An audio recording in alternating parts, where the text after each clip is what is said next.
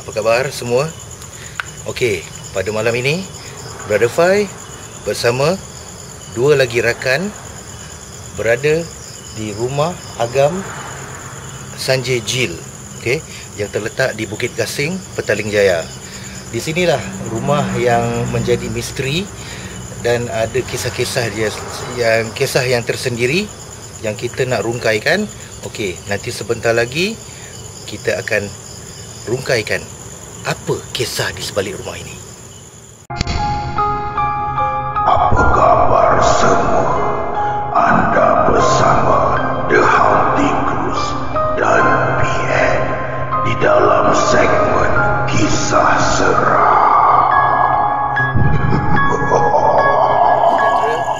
Kepada semua sahabat-sahabat di channel The Haunting Cruise dan PN. Pada malam ini, Brother Fai berada di rumah Agam SG yang terletak di Bukit Gasing, Petaling Jaya. Dan pada malam ini juga Brother Fai bukan hanya berseorangan. Okay? Brother Fai berkolaborasi bersama satu channel, iaitu channel Misty Bongster. Dipersilakan.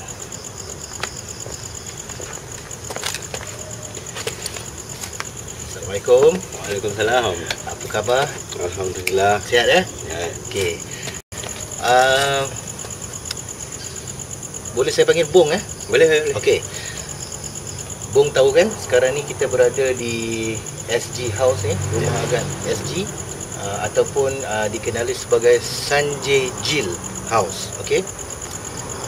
Bong tahu tak kisah di sebalik rumah ni?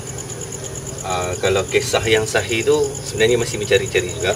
Tapi untuk setakat ni apa yang kita dengar dalam media sosial sekarang ni. Bapak. Okey. Kita bukanlah kita nak kupas tentang rumah Agam SG ni, sebab kita pun masih lagi mencari kebenaran tentang kisah rumah ni. Tapi kita malam ni kita nak mengambil aura seram. Berseram-seram kata Misty Bongster. Seram-seram, okey. Pada malam ini kita nak berkongsi sama-sama pengalaman seram yang pernah kita alami. Brother Fai percaya setiap orang mesti mempunyai pengalaman seram masing-masing. Jadi Bong sebagai YouTuber dan YouTuber kisah seram juga kan? Yes. Okey. Boleh tak Bong ceritakan salah satu pengalaman seram yang Bong pernah lalui? Boleh. Okey, silakan Bong. Okay, hai, Assalamualaikum. Saya Bongster daripada channel Misty Bongster. Okay. Untuk hari ini saya sangat berbesar hati dapat jemputan daripada Brother Fai. Ini well known dalam bab penyampaian dia, memang jangan lupa check. Okay. Memandangkan kita berada di tempat yang macam ni, salah satu kelebihan tempat macam ni menarik kita punya aura, menarik mood seram. Okay. Untuk perkongsian cerita seram yang saya pernah alami, macam Brother Fai cakap tadi, hampir semua ada kisah seram yang pernah dialami sendiri. Betul. Ini antara salah satu kisah yang pernah aku alami. Cerita seram di mana aku tinggal di rumah makcik aku di satu pulau yang terletak di Kota Kinabalu, panggil Pulau Gaya.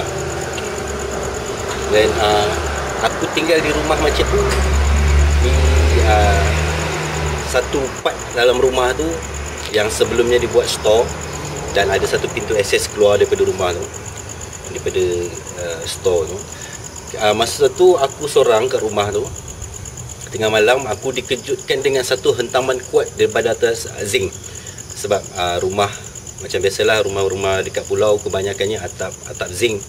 So aku terkejut dengan hentaman kuat atas zinc tu.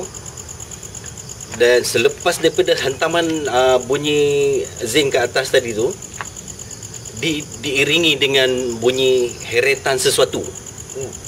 Heretan sesuatu Rasa macam kita dengar ada something yang diheret atas bumbung. Then oleh disebabkan bunyi tu agak panjang, berlarutan, rasa tak selesa dalam diri makin tinggi lah. Then sebab rumah tak tinggi sangat, then aku ambil satu kayu dan cuba ketuk daripada bawah pula. Daripada bawah bunyi seretan ni tadi. Bila saya ketuk, saya dengar jiran saya buka tingkap. Bila saya dengar dia buka tingkap, dan saya buka tingkap saya juga, nak tahu ada apa dekat atas bumbung saya masa tu. Dan jiran saya, dia tergamam pandang atas bumbung rumah di mana saya ada masa tu. Dia tergamam dan dia bersuara, dia cakap, "Bong, ada orang atas rumah kau." Dan aku pun kelam kabut, buka pintu, keluar. Bila keluar, sebenarnya benda tu adalah penanggal. Allahu Akbar. Penanggal. Kalau di area Sabah dipanggil, majoriti orang Sabah panggil balan-balan. Tapi orang sempurna sebut bal-balan. Bal-balan Dalam erti kata lain, kita, sebab ni antara ilmu hitam yang banyak digunakan juga. Dan kita panggil benda ni dengan satu nama jolokan yang agak comel, dipanggil pilot. Pilot tanpa terbang tanpa kapal. Jadi selepas itu apa yang berlaku? Okay, selepas daripada kejadian tu, saya keluar daripada rumah tu, dan jiran saya pun kelam kabut keluar. Kita orang dekat jambatan. Malangnya aku tak sempat nampak benda tu, tapi jiran saya cakap ada orang atas bumbung, tak ada badan. Orang atas bumbung tak ada badan. Oh, itulah. Tapi nampak dia punya tali perut dia berjurai macam tu lah. Yang nampak jelas tu adalah jiran saya, sebab dia nampak lebih lama. Seram bro. Memang seram juga. Tambah-tambah lagi kita berada di tempat yang orang kata viral, tempat yang menyeramkan ya. Okey, selepas tu apa yang terjadi? Apa tindakan Bung setelah nampak apa yang lembaga tersebut lah? Okay, selepas daripada kejadian tu, aku banyak bertanya dengan orang-orang lama, orang-orang tua. Apa yang kenapa benda jadi, apa penyebab benda jadi. Sebab yang tu saya tak dapat detail, cuma saya dapat petua daripada orang tua-tua, di mana untuk menghalang daripada benda tu datang ke rumah, kita ambil paku, kita cucukkan bawang putih dengan limau, letak di setiap penjuru rumah. So setakat ni pengetahuan aku tentang makhluk ni yang dipanggil balan-balan ni sampai situ saja. Sebab saya risau bila mendalam mengetahui benda-benda ni, takut saya pun terbang. Itu Brother Fai pernah dengar lah, orang-orang di Sabah pernah mengatakan perkataan tu tidak boleh disebut. Wallahu a'lam. Brother Fai pernah dengar bila perkataan tu disebut, dia akan datang.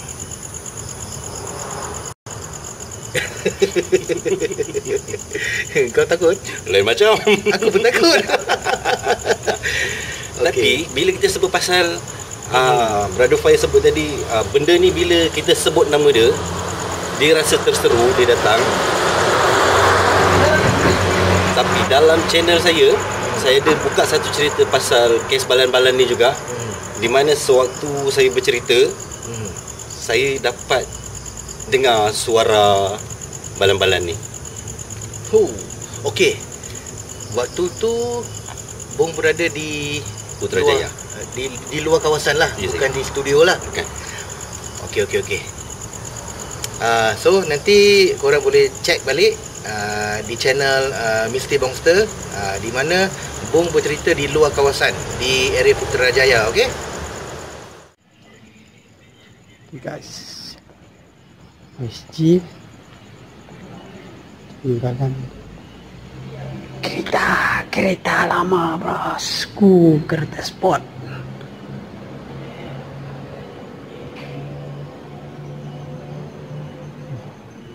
Sofa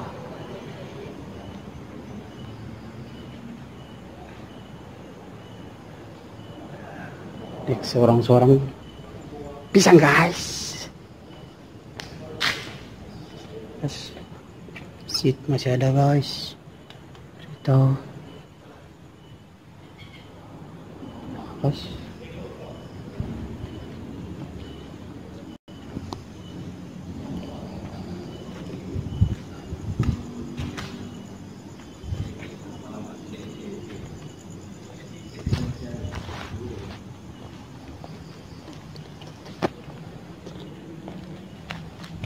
Jalan tutup.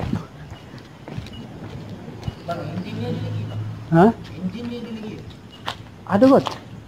Kereta tu. Ada lagi. Ada lagi. Ada lagi.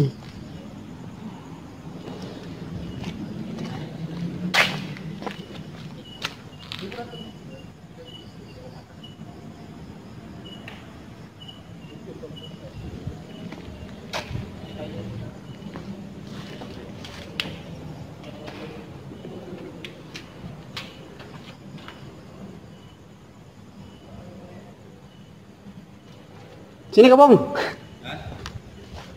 Sini kau naik tepi atas. Alright.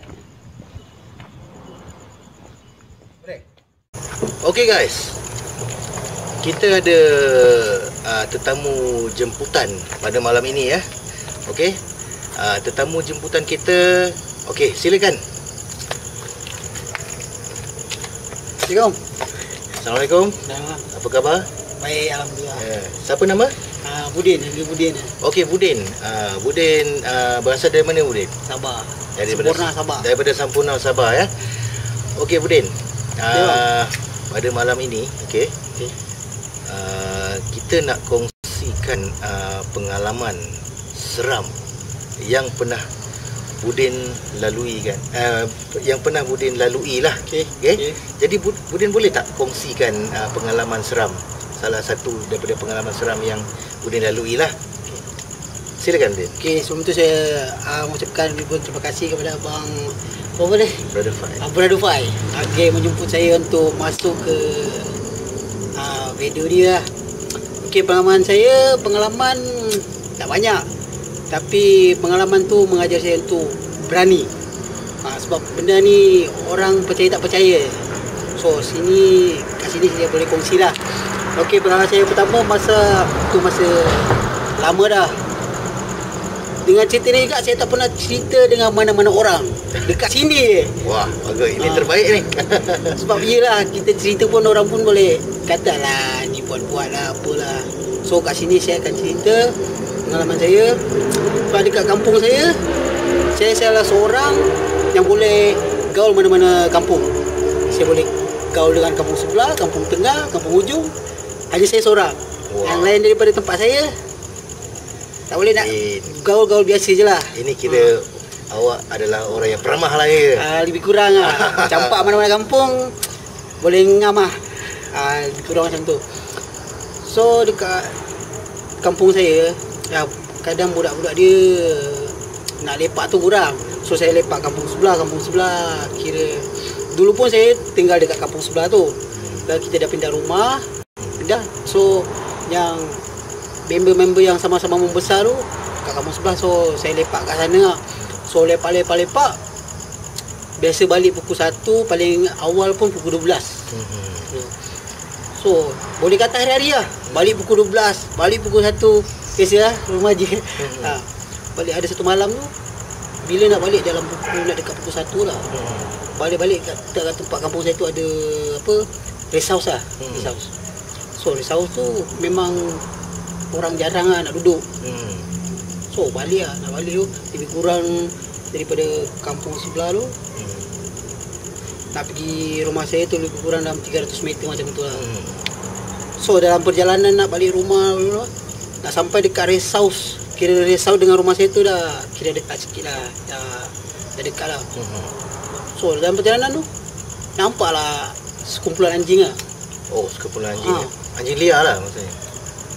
Tak tahu nak cakap apa kan, anjing kampung ni. Oh, anjing kampung lah. Okey tu liar agak lah. Tu nampak dia orang tengah dia panggil kat sini. Tengah, kalau kat Sabah kita panggil menyala. Oh, anjing menyala. Anjing menyala. Kumpulan anjing menyala ni dekat satu tempat tu. Tempat cepat kat tingkap. Dekat resau tu. Okey. Tu mula-mula macam pasal anjing tu menyala. Ini mesti ada pencuri ni. Kalau risau tu dia ada kati apa kan. Saya fikir mesti orang ni nak macam masuk, nak pergi ambil tilam kan, nak pergi rembat TV lah apa. Saya fikir macam tu. Bila saya maju-maju nak sampai depan rest house tu, rest house yang tingkap tu, saya maju, beranikan diri lah nak maju, nak tengok.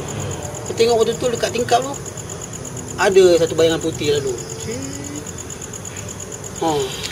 Depan-depan bayangan putih. Memang jelas. Ini tak tipu ni. Realiti pengalaman saya lah. Okey. Lepas tu saya macam tak puas hati lah, macam betul ke benda. Saya maju lagi ke depan. Tapi anjing tu stay lagi. Stay kat situ. Bisik yang menyala lagi. Maju lagi ke depan. Dia lalu lagi sekali. Tingkap. Saya pun dah fikir mundur pelan-pelan. Okey, saya nak tanya, bayangan putih yang Budin masukkan tu, dia merupakan bayangan putih tu lelaki ke ataupun perempuan?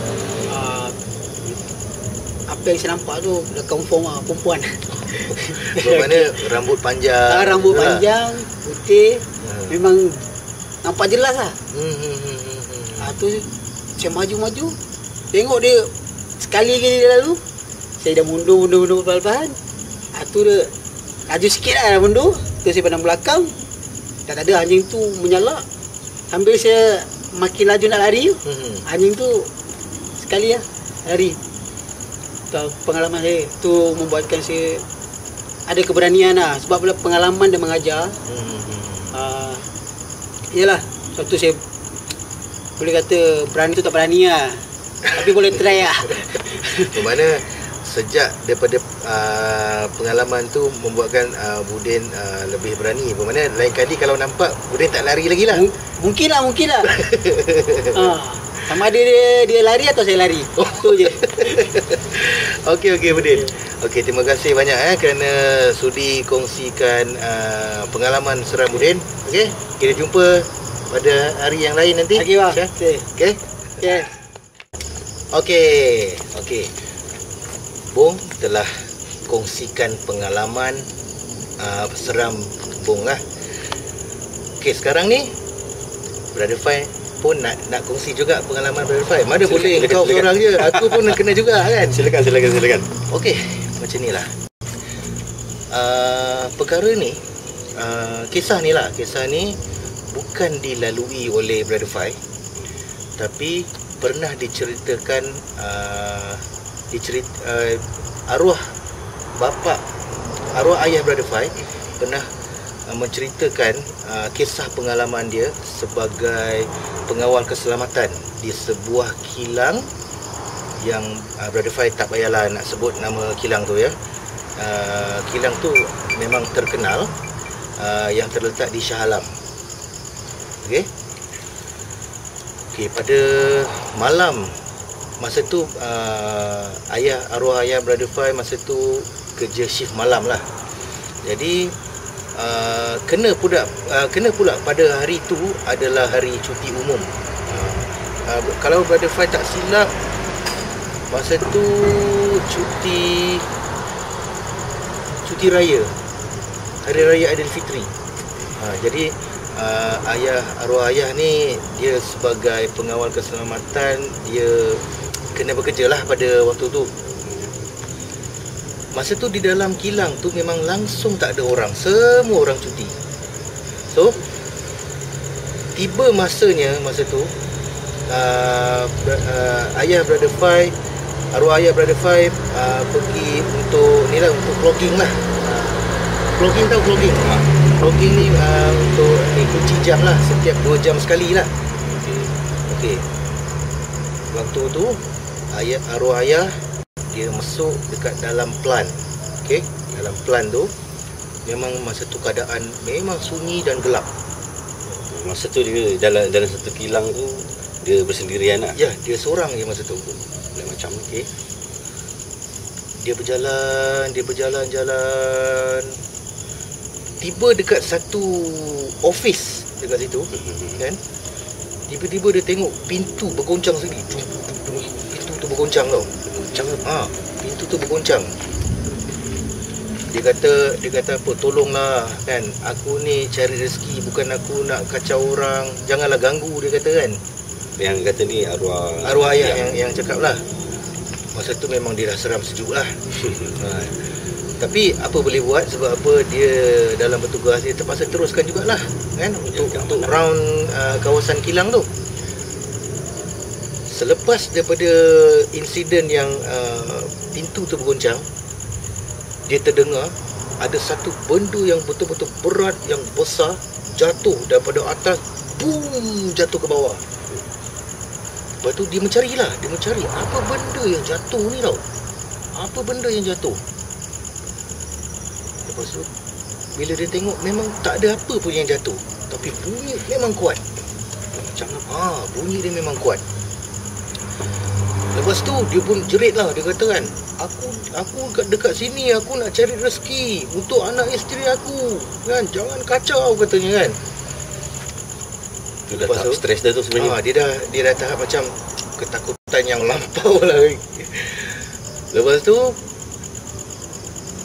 dalam beberapa minit lepas tu dia teruskan perjalanan untuk kunci jam tu. Dia terdengar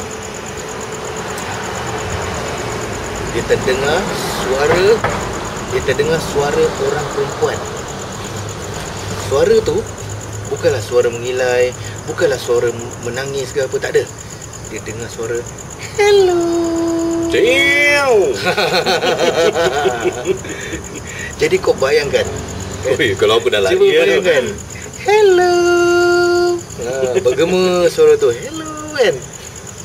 Lepas tu arwah ayah teruslah bergegas lah, dia lari ke pos kan. Dalam masa dia berjalan nak balik ke pos tu, dia kata, aku tak nak nampak muka kau, aku tak nak tengok kau kan. Kalau kata kau nak tunjukkan diri kau, tunjukkan dalam mimpi, katanya. Kan. So esoknya tu dia balik rumah, dia pun tidur lah. Bila dia tidur, betul-betul dia mimpi perempuan tu baju putih panjang tau. Rambut depan dengan rambut belakang sama panjang sampai ke kaki. Dia mimpi. Dia macam tengok ada benda ni. Jadi itulah salah satu pengalaman yang arwah ayah Brother Fai pernah ceritakan Brother Fai lah. So lepas ni kita nak buat apa Bung? Selepas ni mungkin kita mencungkil lebih lagi tentang cerita sahih pasal rumah Agam ni. Sebab rumah yang macam ni mewah dengan kawasan yang begitu cantik, mesti ada sesuatu yang menyebabkan orang tak nak duduk rumah ni. So untuk kita mencungkil pengetahuan kepada yang ada idea, boleh share dengan kita, dengan di ruangan komen bawah ni. Okay, inform Brother Fai inform saya. Kita serbu balik. Okay, sebagai penutup kata lah, Brother Fai ingin ucapkan terima kasih kepada Misty Bongster kerana sudi berkolaborasi bersama channel The Haunting Cruise ya. Okay, InsyaAllah pada masa akan datang kita akan berkolaborasi lagi dalam siri yang lain pula. Okay, InsyaAllah. Okay, semoga dipermudahkan. Lagi pun mengucapkan jutaan terima kasih kepada Brother Fai kerana banyak mengajar saya tentang benda-benda ni. Sebab saya masih dalam kategori setahun jagung, baru mengenal apa itu erti paranormal. Okay, kita jumpa lagi dalam siri yang lain. Jangan lupa berseram-seram.